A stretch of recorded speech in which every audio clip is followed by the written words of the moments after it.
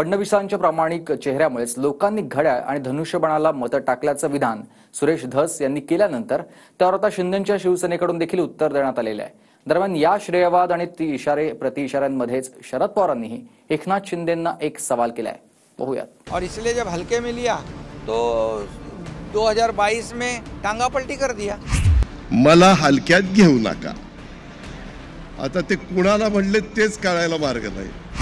क्या मामला हल्के नहीं है, ये आप ही बताइए ना, ये हल्के नहीं होते यानी।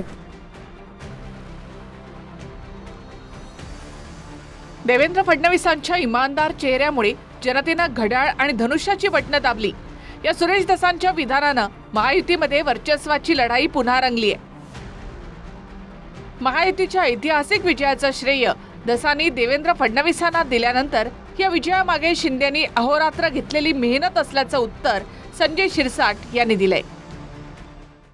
अरे देवेंद्र फडणवीस एक चेहरा आहे, इमानदार आहे, याच्याकडे महाराष्ट्र दिला पाहिजे या प्रमुख मागणीमुळे, म्हणजे प्रमुख भावनेतून लोकांनी आमच्या बरोबर घड्याळ निवडून दिलं, आमच्या बरोबर बाण हल्ला, अजिबात मागे पुढे बघायचं नाही।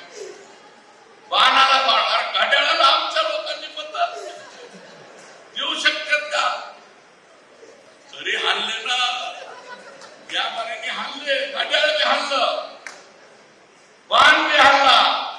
सुरेश धसाने त्यांच्या पक्षाबद्दल चांगलं बोलावं यात काही गैर नाही, परंतु संपूर्ण महाराष्ट्र जाणतोय ही निवडणूक एकनाथ शिंदे साहेब मुख्यमंत्री असताना त्यांच्या नेतृत्वात लढवली गेली।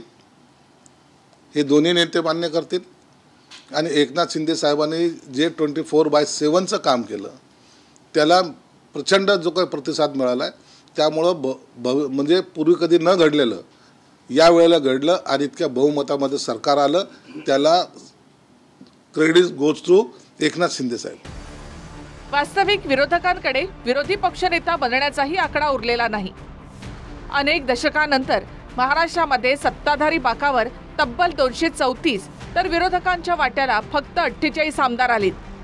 भाजपचे रेकॉर्ड ब्रेक 133, शिंदेच्या शिवसेनेचे 57 आणि अजित पवारांच्या राष्ट्रवादीचे 41, तर विरोधी तीनही पक्षांना अनुक्रमे 15, 20 आणि 10च आमदार मिळू शकले। मात्र इतक्या प्रचंड बहुमताच्या 3 महिन्यानंतर सुद्धा बहुमतावरूनच महायुतीमध्ये श्रेयवाद रंगतोय।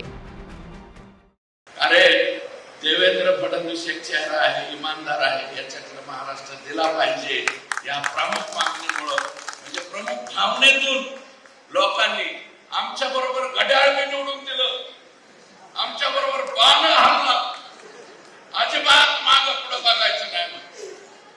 बाणाला बाण, घड्याळाला आमच्या लोकांनी मत देऊ शकतात का?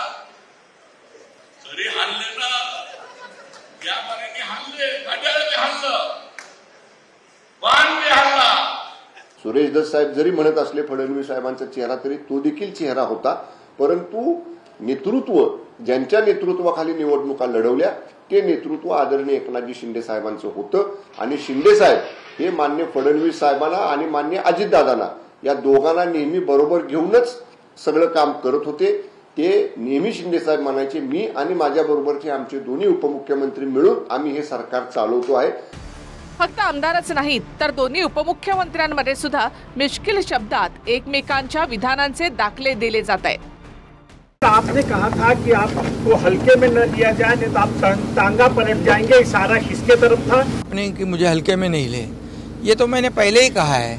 जिन्होंने मुझे हल्के में लिया है, मैं एक कार्यकर्ता हूँ, सामान्य कार्यकर्ता हूँ, लेकिन बाला साहब और दिगे साहब का कार्यकर्ता हूँ, ये समझ के मुझे सबने लेना चाहिए।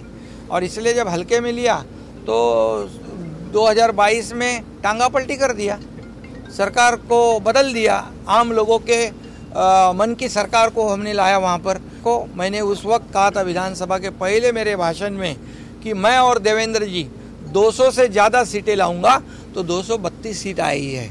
और इसलिए मुझे हल्के में मत लेना, ये इशारा जिनको समझना है वो समझ ले। आता परवाच असा का शब्द वापरला एकनाथराव शिंदे साहेबांनी, मला हलक्यात घेऊ नका, आता ते कुणाला म्हणले तेच कळायला मार्ग नाही। आता हलक्यात मशालीने घ्यायचं नाही का अजून कोणी घ्यायचं नाही?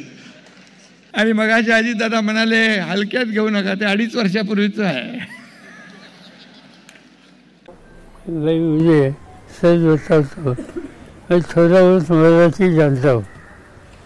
ये हल्के में मत ले लो, ये फिर मैंने कभी सुनी नहीं. क्या मामला हल्के में ले लो? आप ही बताइए ना, मेरे यानी रुझे हो जाएगी. ये हल्के में मत ले लो. यानी अजित पवारांच्या राष्ट्रवादीचे नेते माणिकराव कोकाटेंनी सरकारच्या कारभाराचं कौतुक करतानाच आता OSD आणि PA देखील मुख्यमंत्रीच निवडतात असं सांगत आमच्या हाती काहीच नाही असं विधान केलं. निवडून आल्यावर पहिल्याच दिवशी मुख्यमंत्र्यांनी दम दिला. आता तुमच्या कोणाच्या जाण्यामुळे सरकारवर काही परिणाम होणार नाही माझ्यासह. त्यामुळे जास्त मस्ती कराल तर घरी जा. डिपार्टमेंटचं काम शिस्तीत लागलं पाहिजे. 100 दिवसाचा कार्यक्रम दिला. आमचे PS आणि OSD सुद्धा मुख्यमंत्री ठरवतात, हे पण सांगतो तुम्हाला. आमच्या पण हातात काय राहिलं नाही. त्यामुळे आम्हाला तर नीट काम करावंच लागेल, पण आपणही नीट काम करा. म्हणजे सांगड जर आपली या ठिकाणी चांगली बसली सरकारची तर निश्चितपणे समाजामध्ये एक प्रकारचं स्थैर्य निर्माण होईल. माणिकराव कोकाटेंना कदाचित हे माहिती नसेल, PS आणि OSD नेमण्याचा अधिकार हा मुख्यमंत्र्याचाच आहे. त्या नावांमध्ये ज्यांची नावं फिक्सर म्हणून, ज्यांची नावं चुकीच्या कामामध्ये इन्व्हॉल्ड आहेत, त्यांना मी मान्यता देणार नाही. आत्तापर्यंत माझ्याकडे 125च्या जवळपास नावं आली. त्यातली 109 नावं मी क्लिअर केलेली आहेत. उर्वरित नावं मी क्लिअर केली नाहीत, कारण कुठल्या ना कुठला आरोप त्यांच्यावर आहे, कुठली ना कुठली चौकशी चाललेली आहे, किंवा मंत्रालयामध्ये त्यांच्याबद्दल परसेप्शन हे फिक्सरचं आहे. कोणी नाराज झालं तरीही मी अशाला मान्यता देणार नाही. काही दिवसापूर्वी अमित शहा जे देशाचे गृहमंत्री खरं शब्द बोलले होते की देशात पंतप्रधान, PM, CM आणि तालुक्याचा तहसीलदार एवढेच महत्त्वाचे पद आहेत. हे 3च पद महत्त्वाचे या देशामध्ये. बाकी हे पद व्यवस्था हे अतिशय खरं बोलले होते ते. त्यामुळे हे मंत्र्यांनी नुसत्या गाड्या घ्याव्या, बंगल्या घ्यावे, मोठेपणाने मिरवावं, बाकी तुम्हाला कोणतंही काम उरणार नाही. जसं केंद्रातल्या मंत्र्याला तसं राज्यातल्या मंत्र्यांना होणार. कॅबिनेट बैठकीमधल्या निर्णयांच्या घोषणेच्या आधीच काही मंत्र्यांनी ते बाहेर फोडणं, त्यावरून मुख्यमंत्री फडणवीसांना इशारा द्यावा लागणं, स्वतंत्र वैद्यकीय कक्ष आणि आपत्ती व्यवस्थापनाच्या नियुक्तीवर वादाची चर्चा होती आणि शिंदेंच्या काळात मंजूर एका सिडको प्रकल्पाच्या चौकशीचे आदेश निघणं.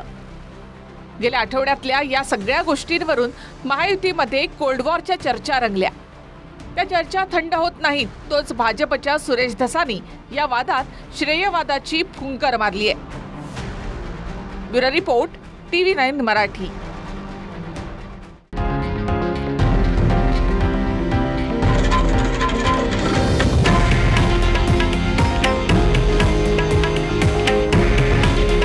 हे आहे देशातील नंबर 1 न्यूज नेटवर्क आणि आपण पाहत आहात TV9 मराठी.